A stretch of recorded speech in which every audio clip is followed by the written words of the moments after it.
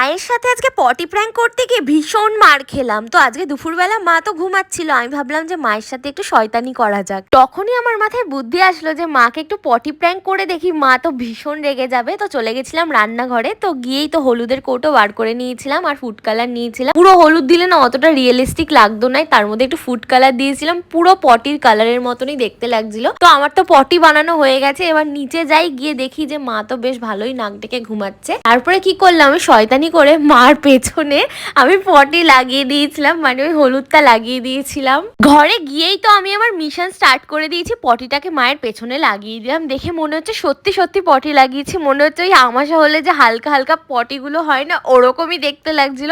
এবার মাকে আমি ডাকবো, মা তো পুরো অবাক হয়ে যাবে। আর দেখো আমাদের বিছনার চাদরটাও অনেকটা হালকা, আর মা একটা নতুন নাইটি পরে শুয়ে আছে। কি আর করা যাবে, সুযোগ পেয়েছে, সদ্ব্যবহার কে না করে। তারপরে তো গিয়ে মাকে ডেকে দিলাম ঘুম থেকে। মা তো উঠতেই চাইছিল না, মা ভাবছে আমি ইয়ার্কি মারছি। তারপরে যখন মা হাত দিয়ে দেখলো, অনেকক্ষণ ডাকার পরে দেখছে যে এমা এটা কি, হাত দেওয়ার পরে না মার পুরো পটিটাকে লেপটে দিয়েছিল। তারপরে মা দেখলো যে এটা হলুদ। তারপরে আর কি মা তো বুঝেই গেছিল যে এটা আমি শয়তানি করে মজা করছিলাম। তারপরে তো প্রচুর মারলো আমাকে, আর মা না খুবই রেগে গেছিল। চাদরটা হালকা কালারের ছিল, মা আমাকে বারবার বলছিল এটা যে নষ্ট করলে এটা কে কাচবে। তারপরে তো মা খুবই মুড অফ হয়ে গেছে।